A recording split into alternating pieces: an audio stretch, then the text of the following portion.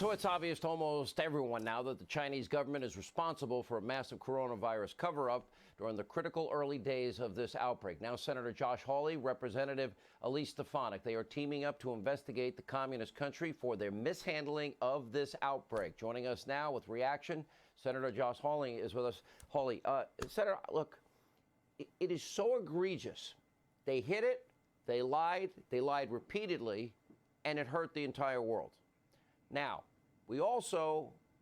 they're now doing more business deals that help our farmers, our car manufacturers, our energy industry.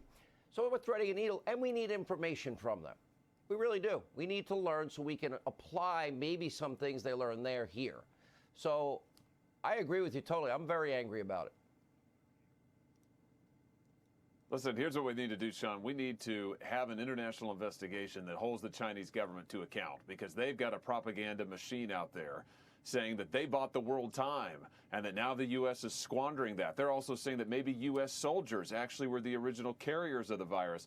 All of that is total rubbish. I mean, that's 100% lies. That's garbage. We need to make it clear.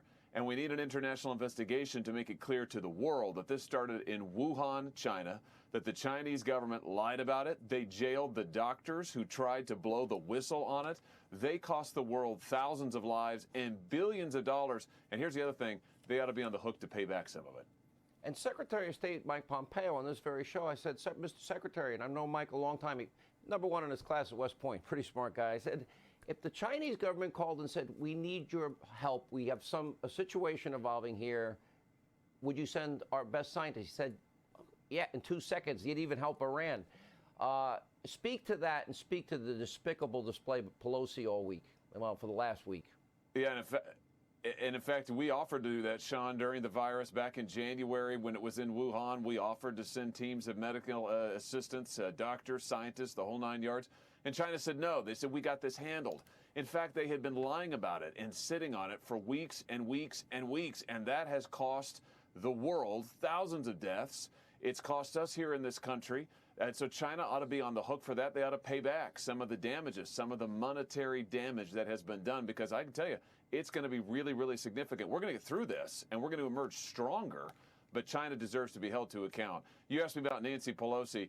Here's the thing about this, Sean. When we have our economy at a point of crisis, and we are in a public health crisis, we got people losing their jobs, we got people desperate for medical care. And what's she doing? She's trying to put in abortion funding into this bill. She's trying to get funding for sanctuary cities. She's trying to get amnesty. You got to be kidding me. I'm not voting for any of that stuff. Let's get this thing done.